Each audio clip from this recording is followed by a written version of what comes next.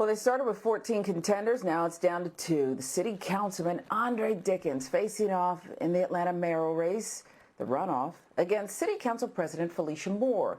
The race goes down November 30th. Andre Dickens joins us now and starts your day. And first, good morning. It's good to see you again. Welcome to Start Your Day. Andre, Good morning. good morning to you. Some people are surprised that you edged out the former mayor, Sharon Reed. He had the money, he had the name recognition. Election night, take us back there and tell us, were you? You know, this is a dream come true. I've been wanting to be mayor since I was 16 years old. I got in this race knowing who all was going to be in it. And I just put my faith in God and the people of Atlanta and my team. And we came out victorious enough to get into the runoff. And we were data driven. We knew that we had pockets of voters all over the city. I've been a citywide city council member for 8 years. I was born and raised here in Atlanta, went to college here in Atlanta, grad school here. So I had lots of relationships. I was quiet, but consistent. We ran a very clear campaign. It wasn't noisy. So that's why some people were shocked, but we were just thankful. You mentioned data driven, and so I want to stick with that because Atlanta, the crime problem, much has been written about it. It's going on in a lot of cities, but Atlanta represents in many ways the heartbeat of Black America. What does the data tell you about the crime problem here, violent crime, and how you'll solve it if you get the nod? Yeah, we are definitely in a crime wave across America and specifically right here in Atlanta. It's my job when I'm mayor to make sure this is not the new norm. We're going to get violent crime down and make sure that we do it with a balanced approach for safety and justice. We want to make sure we get this homicide rate down. People are finding themselves unable to resolve conflicts. People are killing each other at home, in their apartments, or in hotel rooms. Individuals that are have known each other. So we have to get that down. But also, one important thing to note, Sharon, is that 60% of the crime that's occurring is youth-related crime for individuals between the Mm-hmm. ages of 13 and Mm-hmm. 25. If we get youth-related crime down, we get overall crime down. So I'm really focusing on making sure our police officers are trained in conflict resolution, but also to have our community ready to respond to these youth and put our arms around them, give them after school programs in entrepreneurship, STEAM, and as well as mentorship. I'm really focused on getting youth crime down because that is the crime that I know we can solve first by giving them a lot of great things to do. And I've done it before in 2017 with midnight basketball and boxing and a lot of other activities for youth. And right now we're training youth how to repair iPhones and to code. I want to expand all that when I'm mayor. Yeah, you've been an honorable man. A lot of people love and respect you and say, hey, there's integrity. But what about the charge that he's been here? He's been at it for a while, and some of these problems persist.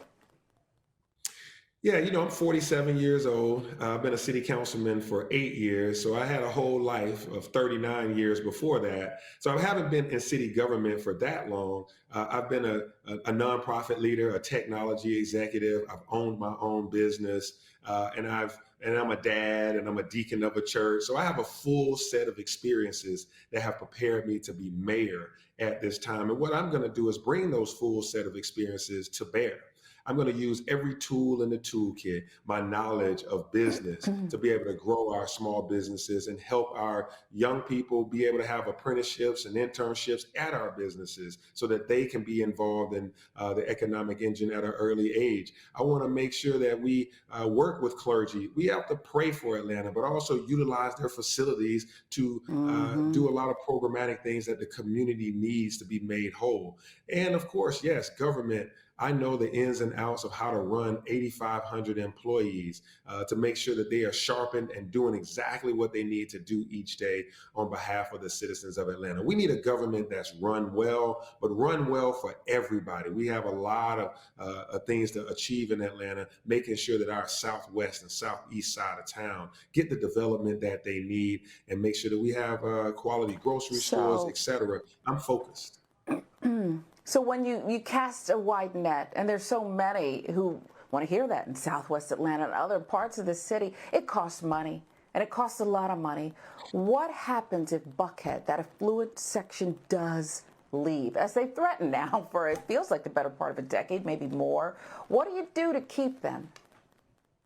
Yes, Sharon, we need to make sure that we keep Buckhead as a part of the city of Atlanta. We want to be whole as Atlanta. We need each other, one city with one future. And this is important. I go to Buckhead each and every other day, it seems. You know, I'm an at-large council member. I'm always up there. And I find that Buckhead wants to feel safe and they want to feel heard.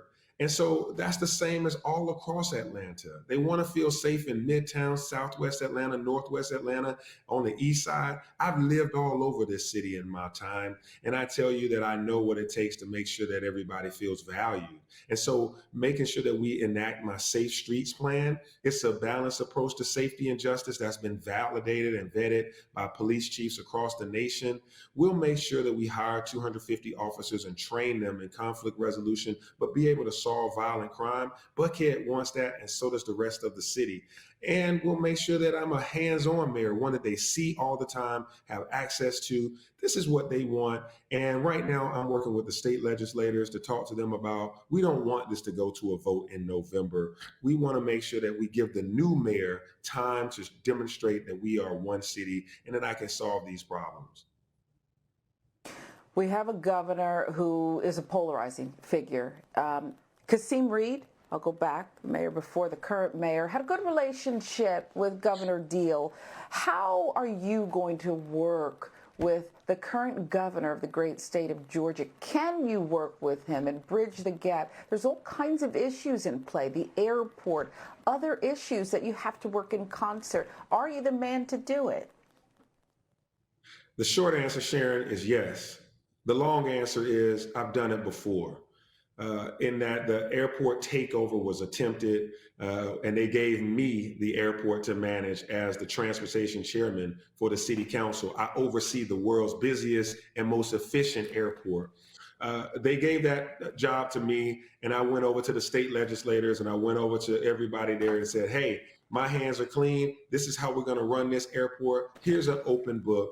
Watch us for the next 4 years run this airport and make sure that the planes are landing on time, the contracts are being done in the light of day, no conflicts of interest, and no challenges with ethics. And you know what? For the last 3 years, you haven't heard a single peep out of the state saying they wanted to take over our airport. It's a shiny object. It's the darling of the Southeast. It They is. all want it, but they don't have any just cause to get it. So I work well with the government at the state level as well. So as I said, you are known as that good guy, that integrity-filled guy. There's just that question of, is he the guy to run this city? And I want to talk about negativity and whether you'll go negative in the sprint to the finish in this runoff. I opened up something this morning that said, the Andre Dickens you don't know, an attack ad against you. Will you go negative on Felicia Moore? Do you need to? Wow, I haven't read that this morning. I got to catch up on my news. Someone's attacking I'll me. That's send it to you. interesting. You know what happens when you're desperate? You start making desperate measures. And so for me, I'm not desperate. I'm not going to take any negative ads out on Felicia Moore. I'll stick with policy.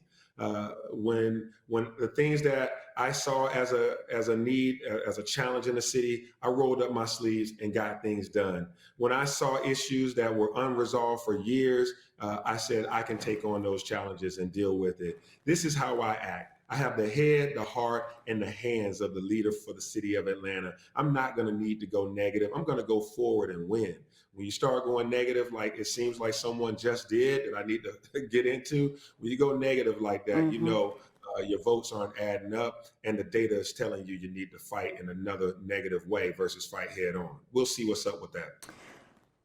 Well, we will see what's up. Black America closely watching this race for Atlanta's next mayor. Andre Dickens, we wish you the best of luck and that the voters' will is done. Thanks so much for starting your day with us. Good to see you, Sharon. Thank you.